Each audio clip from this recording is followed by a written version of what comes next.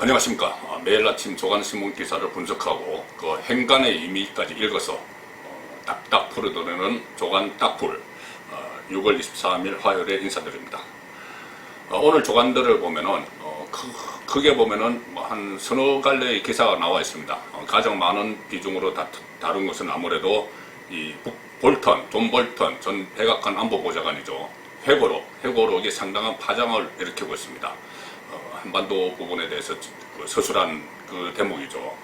그리고 또 북한이 전단 살포, 미라 살포 예고한 기사, 또 GP 재무장 이런 기사들이 상당히 많고, 또 하나는 어제 제가 혼술에서 소개해드렸던 문재인 대통령이 주재한 회의에서 추미애, 윤석열 이렇게 3자 대면을 했다. 그 내용이 또 상당한 비중을 차지하고 있고, 이런 이 두 가지는 상당히 비중은 큽니다. 비중은 큰데 어떻게 보면은 여러 번 다 나왔던 이야기고 또 어제부터 나왔던 이야기인데, 오늘 아침에 주목할 기사가 하나 있습니다.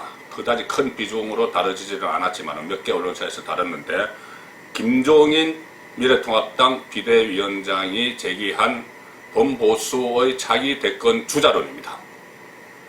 자, 이 문제부터 먼저 한번 살펴보겠습니다. 동아일보 6면을 먼저 보시겠습니다. 6면에서 보수 진영의 차기 주자론, 김종인 김종인 비대위원장이 어제 출입 기자들과 오찬 간담회를 하면서 나왔던 이야기들을 실었습니다. 김종인, 이 정도면 되겠다 하는 인물 나올 것, 이 정도면 되겠다 하는 인물이 나올 거다. 2년 후에 치러지는 대선에서 지금 미래통합당에 주자가 없다, 지금까지 계속 그렇게 이야기했죠. 그런데 이 정도면 되겠다 하는 인물이 나올 것이다, 이렇게 이야기를 했다는 겁니다. 우리가 전혀 모르는 사람이 갑자기 나오지는 않겠지만 이 사람 정도면 할 수 있겠다고 여겨지는 사람이 나올 수 있다, 이렇게 이야기를 했습니다. 이렇게 이야기를 했고, 또 지금까지 이야기해왔죠. 그대로입니다. 지금 야당의 대선 주자가 누가 있느냐, 정치권 전체에서도 실질적으로는 민주당 이낙연밖에 더 있느냐, 이렇게 설명을 했습니다. 또 안철수에 대해서 평가를 했다, 이렇게 하면서 착하다 이런 평가가 있는데, 착하다고 대통령이 되는 건 아니다, 또 이렇게 이야기를 했다고 하고요. 또 2001년에 노무현 전 대통령이 대선 주자로 생각지도 않았는데 하겠다고 찾아와서 도와줬다, 그래서 대통령을 만들었다, 이인재 대세론을 꺾었다, 또 이런 이야기도 했습니다. 자, 여기서 이 정도면 되겠다 하는 인물 나올 것, 구체적인 사람을 이야기하자. 여기서는 언급이 되지 않았죠, 기자 간담회에서.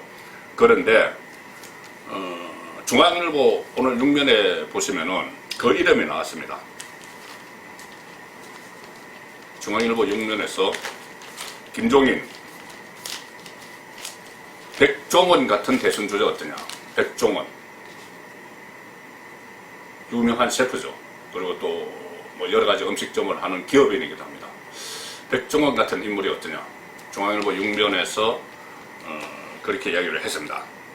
이 말은 어제 기자 간담회에서 나온 것이 아니고 며칠 전에 초선 의원들과 또 간담회를 했는데, 그 자리에서 혼자, 그러니까 자기 대선 주자가 지금 있느냐 이렇게 물어보니까는 잠시 뜸을 들이더니 백종원 같은 사람은 어떠냐, 이렇게 이야기를 했다는 것이죠.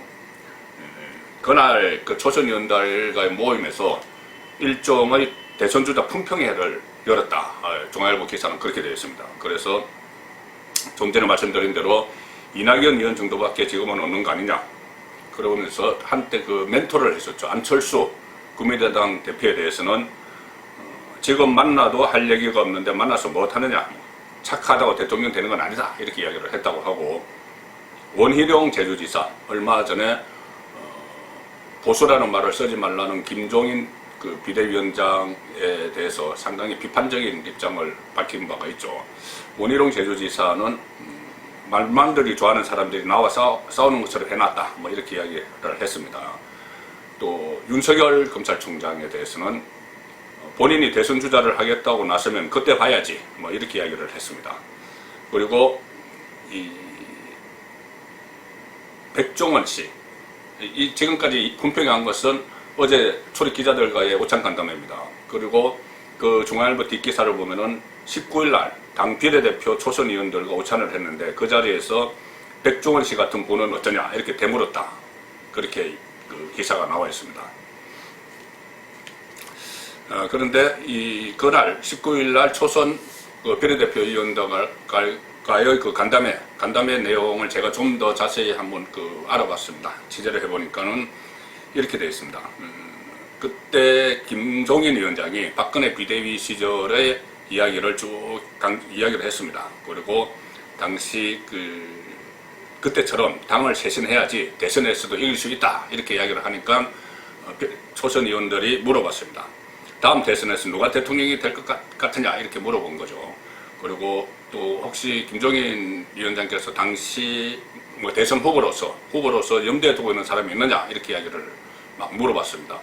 왜 그러냐면은 김종인 비대위원장이 미래통합당에 들어오면서 지금 당내에는 대선 주자가 없다는 말을 했죠. 없다는 말을 했고 또 그 전에는 2017년 조기 대선에 출마를 했던 세 사람, 홍준표, 유승민, 안철수 이 세 사람에 대해서는 시효 만료론을 이야기했습니다. 그렇기 때문에 초선 의원들이 지금 혹시 염두에 두는 대선 주자감이 있느냐 이렇게 물어본 거죠. 그러니까 여야 할 것 없이 인물이 한 명도 없다. 특히 통합당은 골수 보수 꼴통 이미지부터 바꿔야 한다. 일단은 이렇게 이야기를 했습니다. 그리고 잠시 뜸을 들인 뒤에 한 말이 백종원 씨 같은 분은 어떠냐. 이렇게 모두가 좋아하는 대중정치, 대중친화적인 사람이 나와야 한다. 그렇게 말을 했다고 합니다. 그 이후에 이 초선 의원들이 백종원 이야기를 다른 의원들에게 전하기도 하고 또 언론 기자들에게 이야기를 해서 백종원 씨가 지금 여의도 정가에서 좀 상당 부분 좀 화제가 되어 있다고 합니다. 백종원 씨는 아시다시피 그 전에도 한번 뭐 정치 입문 이야기가 있었었죠. 입문 이야기도 있었고 그 문재인 정권 들에서는 뭐 초대 중소벤처기업부 장관 썰 이런 것까지 막 나왔습니다. 그때마다 정치권에 로봇콜이 있었지만은 그 백종원 씨는 거기에 대해서 뭐 생각이 없다, 일도 없다 이렇게 이야기를 했죠. 그러면서 한 번은 이 세상사 또 사람 일은 잘 모르기 때문에 네버 절대라는 소리는 못하겠다 이렇게 말을 했기 때문에 그 이후에 또 정치를 할 수도 있다 그런 이야기까지 나오는 상황에서 어쨌든 이 백종원 대선 주자론이 김종인 비대위원장 입에서 나왔습니다. 딱풀이 이것처럼 평가를 해보면은 그 전에 김종인 위원장이 뭐 40대 경제 전문가 이야기도 했고 윤석열 이야기도 했고 또 자기 대선 주자 없다는 이야기를 했고 2017년 출마했던 세 사람 시효 소멸론 이런 것까지 이야기를 했는데 갑자기 백종원 이야기가 나왔습니다. 물론 백종원을 예를 든 것이겠죠. 가령 백종원처럼 대중 친화적인 그런 인물, 좀 참신한 인물이 나왔으면 좋겠다. 인지도도 있고 국민들에게 인지도도 있고 좀 친화적인 인물이 나왔으면 좋겠다 해서 백종원 씨를 예를 든 것이지만 어쨌든 이렇게 되면은 뭐 백종원 씨도 대통령 하지 말란 법은 없죠. 그렇지만 지금 상황에서 왜 백종원이냐 이런 구체적인 설명이 없으면은 자칫 이 문제는 자기 대선 주자를 놓고 휘화돼 버리는 그런 형국이 됩니다.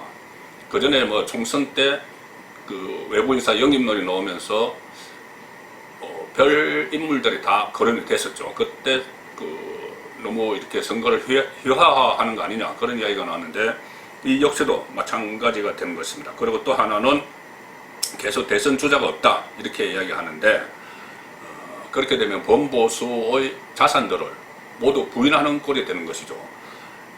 홍준표, 유승민, 안철수는 물론이고 또 한교안, 오세훈, 원희룡 이런 사람들이 모두 나서서 빅텐트를 쳐서 그 중에서 국민의 선택을 받는 사람이 자기 대선 주자로 나서는 그런 이벤트를 생각하는 것이 오히려 지금 상황에서는 더 설득력 있는 그런 방법일 텐데 본인이 직접 외부에서 찾아오겠다 그러면서 백종원 이야기하는 것은 자칫하면은 좀 진지하지 못한 그런 이미지를 줄 수도 있습니다. 자, 그리고 두 번째 오늘 다뤄볼 현관을 읽어볼 문제는 어제 제가 말씀드린 문재인 대통령이 주재한 회의에서 추미애, 윤석열 서로 협력하라 이렇게 이야기를 했죠. 그 서로 협력하라는 말을 놓고 오늘 아침 보도는 양갈래입니다. 하나는 교체설에 세기를 박았다. 윤석열 교체설에 세기를 박았다. 또 하나는 오히려 아니다. 윤석열에게 경고를 했다. 저는 어제 후자 쪽에 그 무게를 둬서 해설을 해드렸습니다. 동아일보를 보면은 일면 토업 기사가 문 대통령, 추미애, 윤석열에 서로 협력하라 이렇게 했다는 게 일면 토업으로 다뤘습니다. 동아일보 같은 경우는 어제 반부패 회의에서 두 사람이 앉아있는 자리에서 그렇게 이야기를 했다는 것이죠.